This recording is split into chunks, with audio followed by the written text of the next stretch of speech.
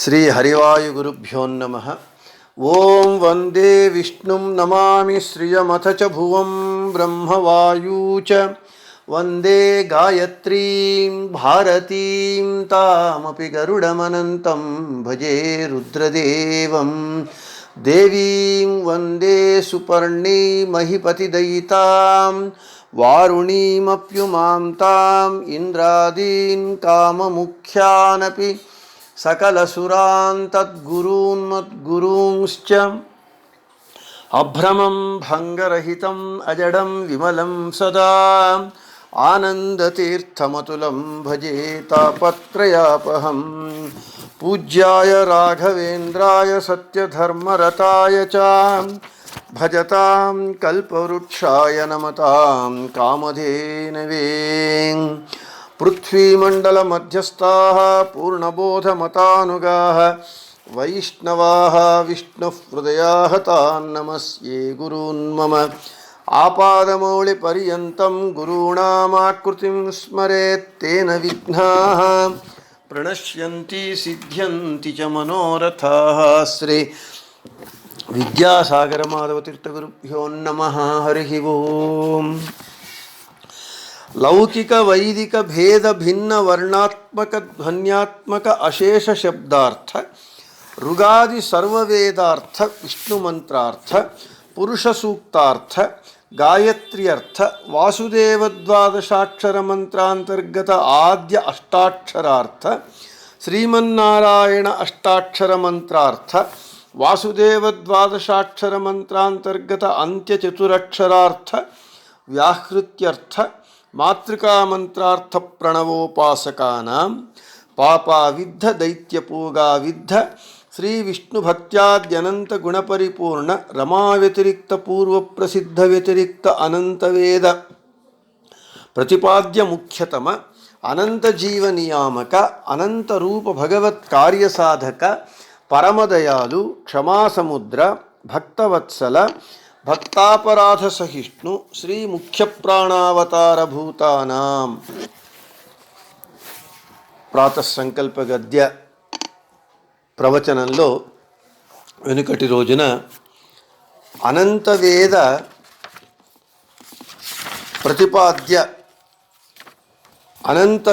ప్రతిపాద్య ముఖ్యతమ అనేటటువంటి విషయాన్ని చెప్పుకొని లక్ష్మీనారాయణుల తరువాత ముఖ్య వృత్తితో వాయుదేవుల వారు వేద ప్రతిపాద్యులు అని చెప్పిన తరువాత అనంత జీవ నియామక అంటే వాయుదేవుల వారు అనంతమైనటువంటి జీవుల నియామకులు అని మనం చెప్పుకున్నాం.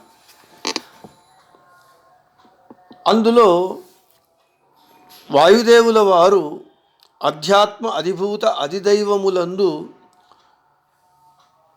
ఒక్కొక్కటి యందు ప్రాణ అపాన వ్యాన ఉదాన సమాన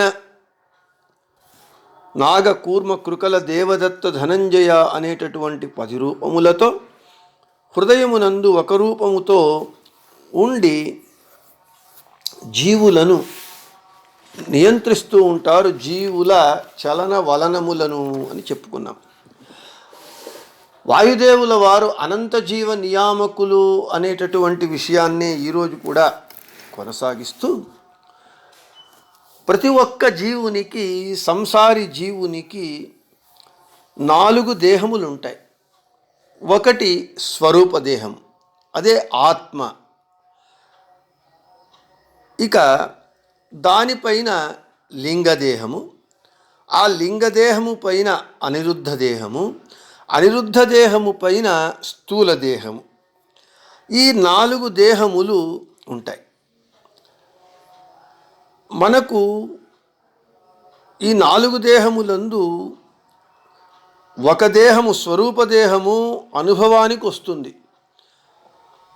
నేను సుఖంగా ఉన్నాను, దుఃఖంగా ఉన్నాను, సంతోషంగా ఉన్నాను, నొప్పి, బాధ, సంతోషము ఇవి అనుభవానికి వస్తాయి.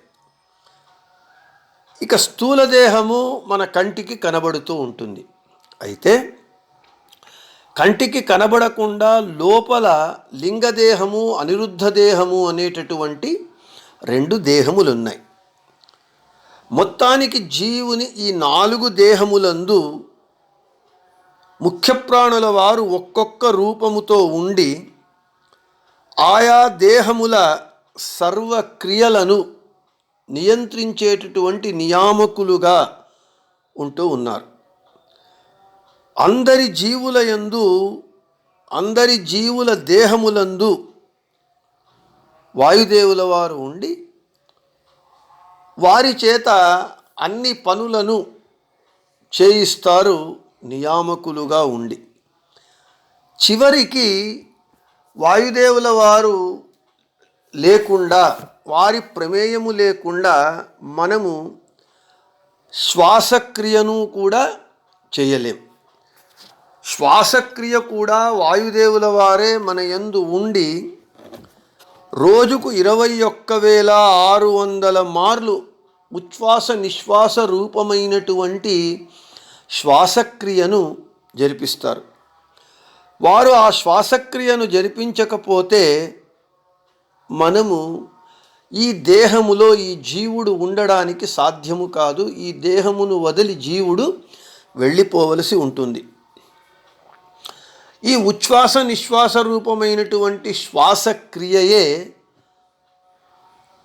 హంస షడక్షర మంత్రం, హంస సోహం స్వాహ అనేటటువంటి హంసనామక భగవంతుని షడక్షర మంత్రంగా చెప్పబడుతూ ఉన్నది. అంటే ప్రతినిత్యము జీవుడు తనకు తెలియకుండానే, తన ప్రమేయము లేకుండానే వాయుదేవుల వారు వాని యందు ఉండి ఉచ్ఛ్వాస నిశ్వాస రూపమైనటువంటి క్రియ ద్వారా రోజుకు 21,600 మార్లు హంస మంత్రాన్ని జపము చేసేటట్లుగా చేస్తూ ఉన్నారు జీవుణ్ణి. ఈ నిమిషానికి 15 మార్లు మనము శ్వాసక్రియను జరుపుతాం.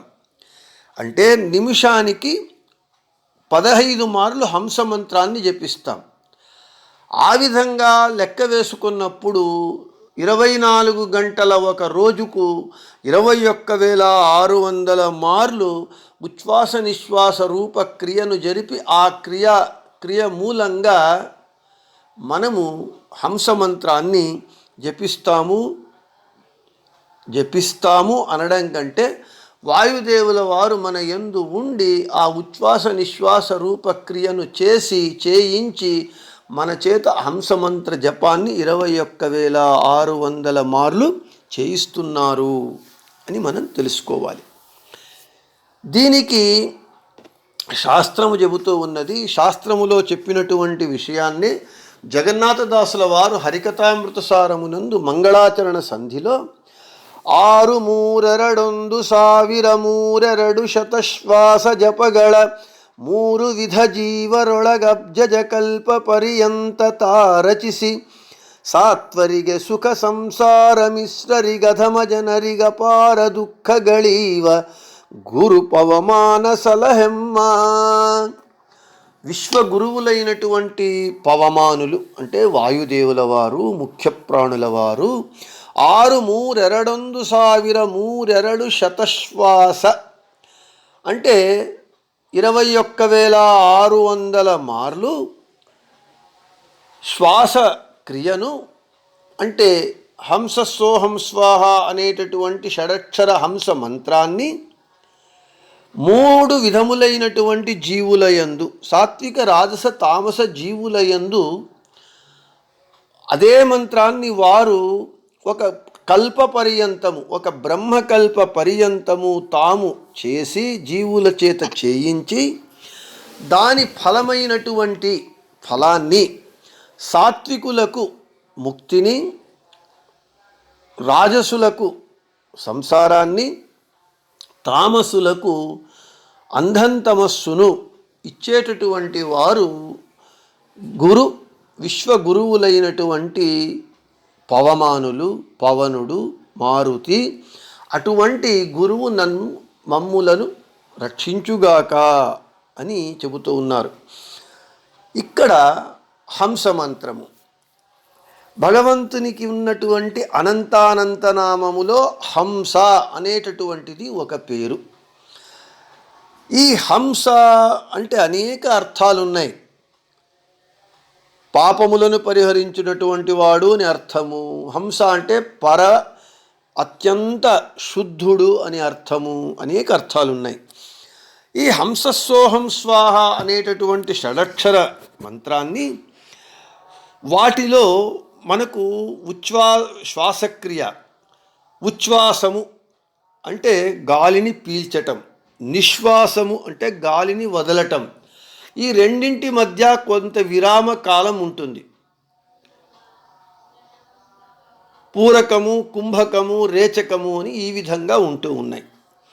ఈ హంస అనేటటువంటిది హంసస్సోహం స్వాహ అనేటటువంటి ఆ షడక్షర మంత్రమునందు హంస అనేటటువంటిది విరామకాలము, సోహం అనేటటువంటిది ఉచ్ఛ్వాస కాలము, స్వాహ అనేటటువంటిది నిశ్వాస కాలము. హంస అని భగవంతునికి ఎందుకు పేరు అని అంటే, నేను ఇప్పుడే చెప్పినట్లుగా దోషదూరుడు మరియు భక్తుల దోష పరిహారకుడు కాబట్టి శ్రీహరికి హంస అని పేరు. ఆ శ్రీహరియే హంసనామకుడు. హంస అంటే దోషదూరుడు, భక్తుల పాప పరిహారకుడు. ఇక సోహం అని అంటే ఆ హంసనామక పరమాత్ముడే నా యొక్క అంతర్యామి అని అర్థం. స్వాహ అనంటే అర్పణపూర్వకంగా, అంటే మనము చేసినటువంటి కర్మను భగవంతునికి సమర్పించటము ద్వారా నమస్కరించటము, సమర్పిస్తూ నమస్కరించటము, నమస్కరిస్తూ సమర్పించటం. ఇక అహం త్వం అనేటటువంటి శబ్దాలు, అహం అంటే నేను, త్వం అంటే నీవు, ఈ విధంగా నేను నీవు అని భిన్నమైనటువంటి వస్తువులను సూచించేటటువంటి శబ్దాలు అయినా అవి అంతర్యామిని నిర్దేశించేటటువంటి దృష్టి యందు ప్రయోగింపబడ్డాయి. దీనికి ప్రమాణము అంతర్యామిణమీశేషం అపేక్ష్యాహం త్వమిత్యపి ఇమే శబ్దాః ప్రయుజ్యంతే సతి భేదేపి వస్తుషు అని ఆచార్యుల వారు భాష్యంలో చెబుతూ ఉన్నారు. అవి నేను నువ్వు అనేటటువంటి భిన్నమైనటువంటి వస్తువులను సూచించేటటువంటి శబ్దములైన వాటిని అంతర్యామిని నిర్దేశించడానికి ప్రయోగింపబడ్డాయి అని ఈ ప్రమాణము యొక్క అర్థం. అంటే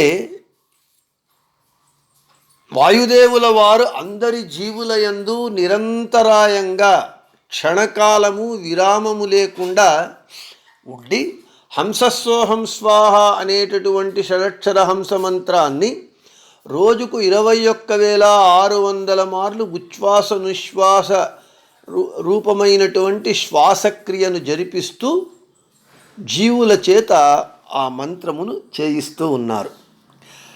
ఆ మంత్ర ఫలము మనకు రావాలి అని అంటే మనము ఈ విషయాన్ని తెలుసుకొని ఈ జ్ఞానాన్ని పొంది జ్ఞానానుసంధాన పూర్వకంగా ప్రతిరోజు కూడా మనము సంకల్పాన్ని చేసి వాయుదేవుల వారు నాయందు ఉండి భగవంతుని ప్రీత్యర్థము ఉచ్ఛ్వాస నిశ్వాస రూపమైనటువంటి శ్వాసక్రియ ద్వారా రోజుకు 21,600 హంస మంత్ర జపాన్ని నా చేత చేయిస్తూ ఉన్నారు. ఈ హంస మంత్ర జప కర్మను నేను భగవంతునికి సమర్పిస్తున్నాను అనేటటువంటి జ్ఞానానుసంధానము ఉన్నప్పుడు మన ప్రయత్నము లేకుండా మనం చేసేటటువంటి ఆ హంస మంత్ర జప ఫలము మనకు వస్తుంది.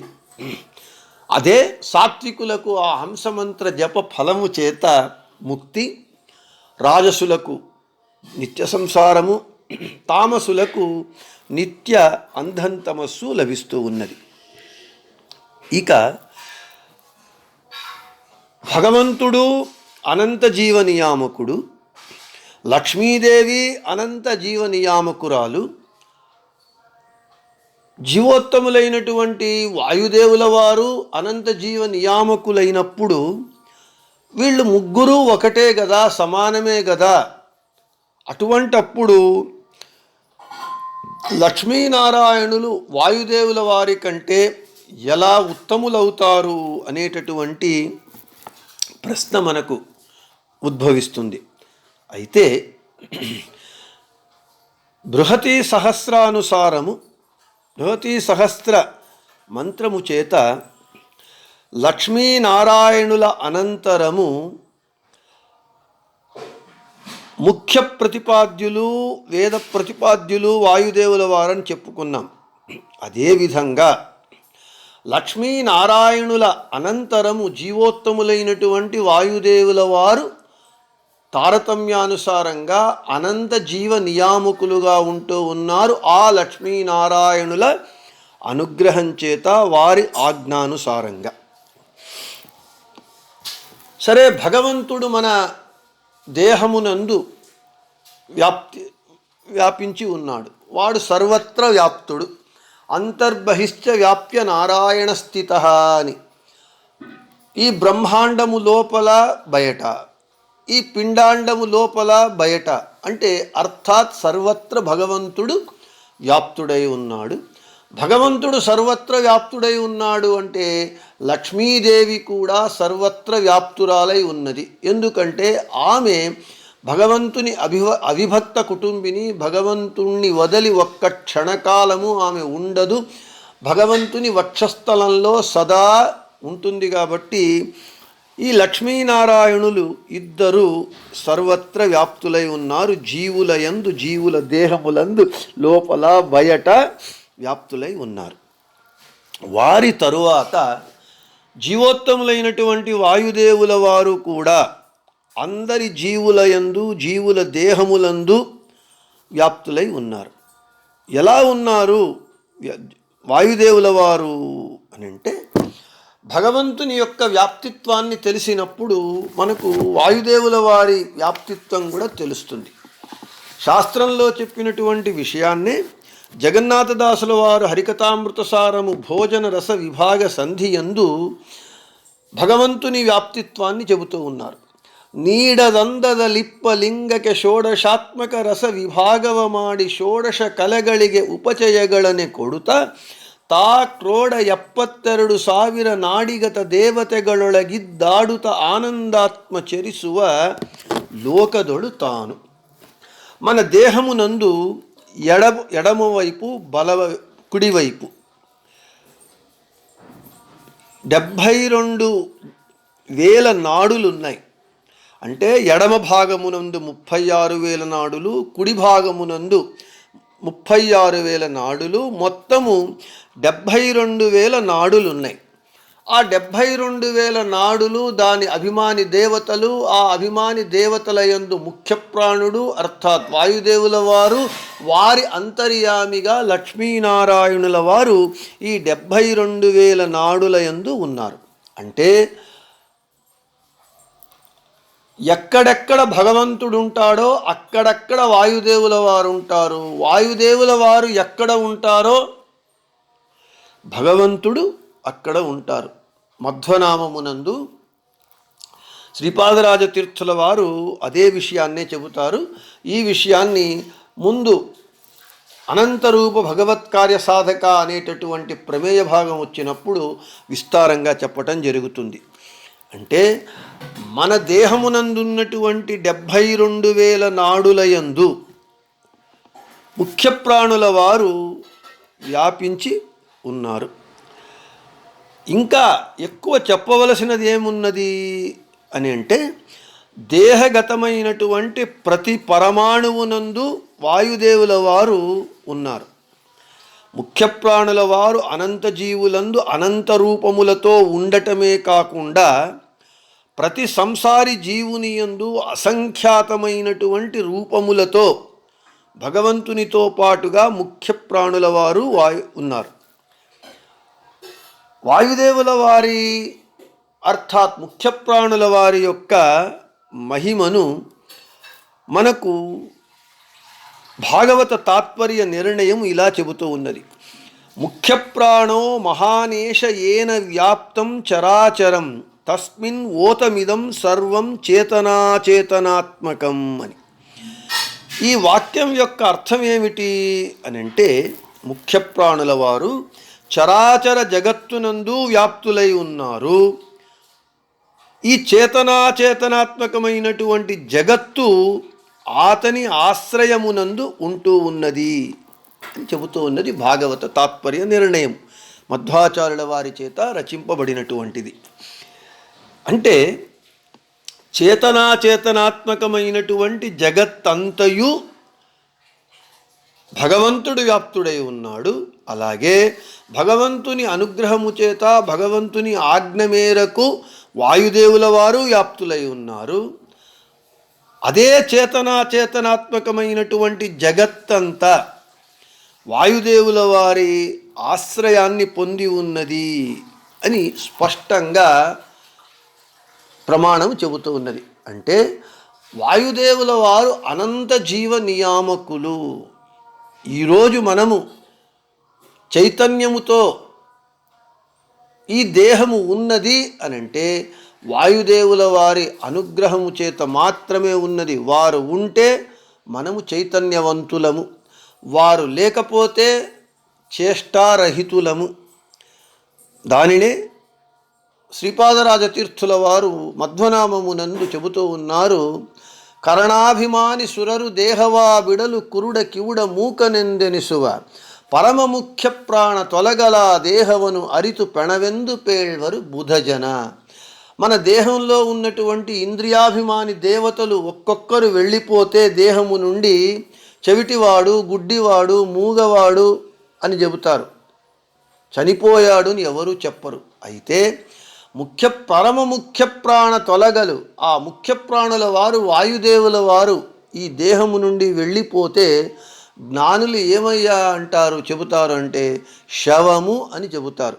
అంటే మనలో చేష్ట, చైతన్యము, జీవము ఈ దేహమునందు ఉండాలి అనంటే వాయుదేవుల వారు ఉంటేనే ఈ దేహమునకు చైతన్యము, లేకపోతే ఇది చైతన్య రహితమవుతూ ఉన్నది.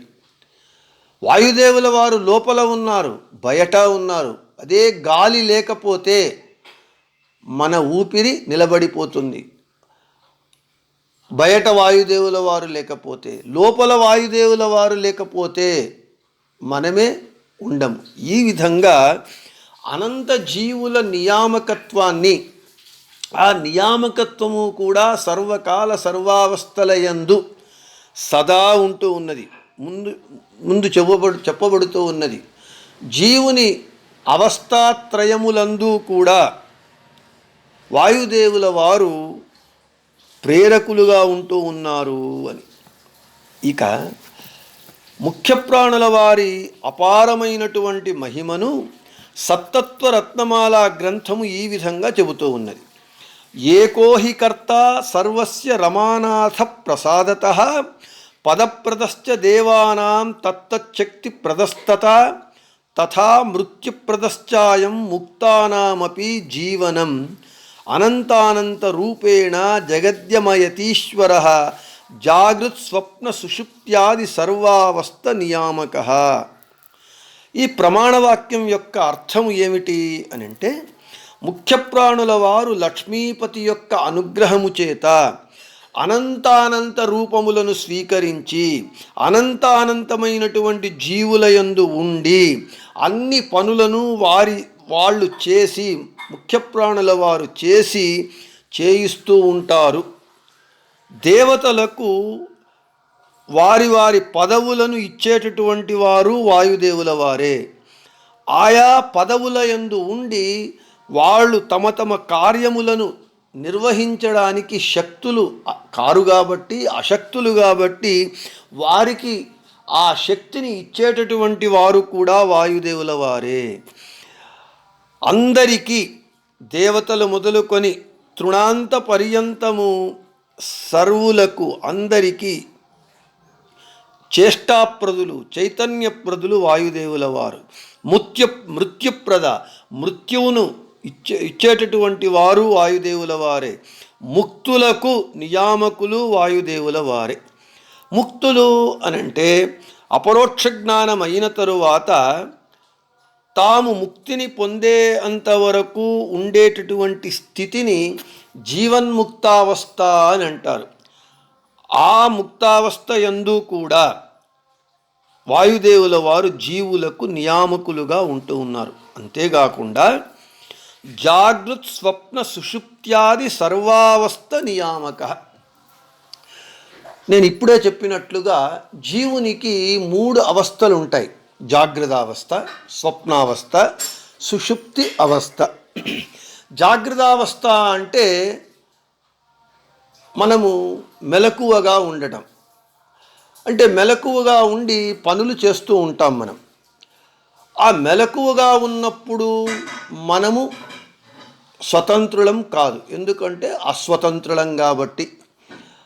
మనము మెలకువగా ఉన్నప్పుడు పనులు చేస్తూ ఉన్నాము అంటే విశ్వనామక భగవంతుడు మన కుడి కన్ను తుది చివరి భాగమునందు ఉండి వారి యందు ముఖ్య ప్రాణుల వారు అంతర్యామిగా ఉండి భగవంతుని ఆజ్ఞ మేరకు మన ప్రతి ఒక్క కర్మను, క్రియను, చలన వలనములను జాగ్రత్తావస్థ యందు నియంత్రించేటటువంటి వారు ముఖ్య ప్రాణుల వారు.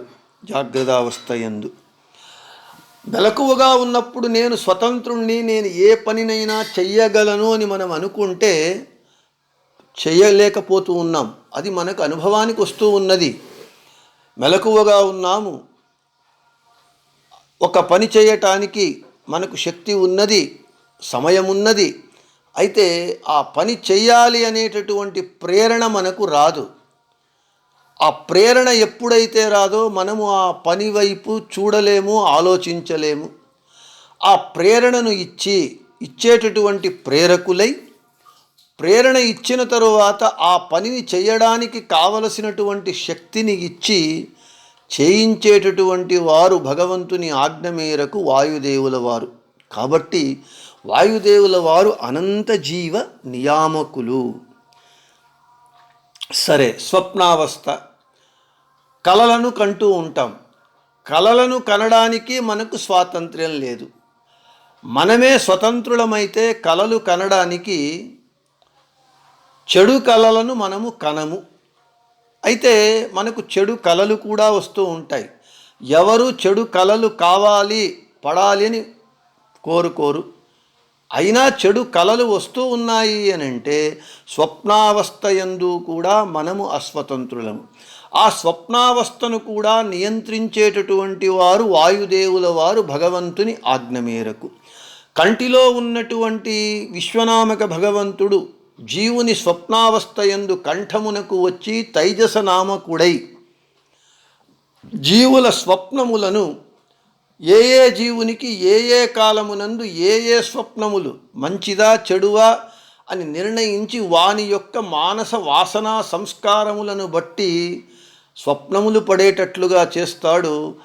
ఆ జీవునికి స్వప్నములు పడటంలో ముఖ్య ప్రాణుల వారి యొక్క పాత్ర, నియామకత్వము విశేషంగా ఉంటుంది.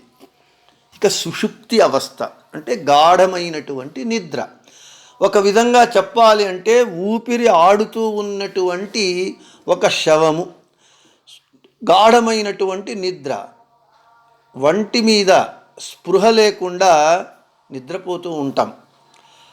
అటువంటి నిద్ర రావాలి అన్నా మనకు నిద్ర కూడా రాదు. నిద్ర మాత్రలు వేసుకున్నా నిద్ర రాదు. కొంతమందికి సామెత ఉన్నది, చింతలేనమ్మకు సంతలో నిద్ర అని.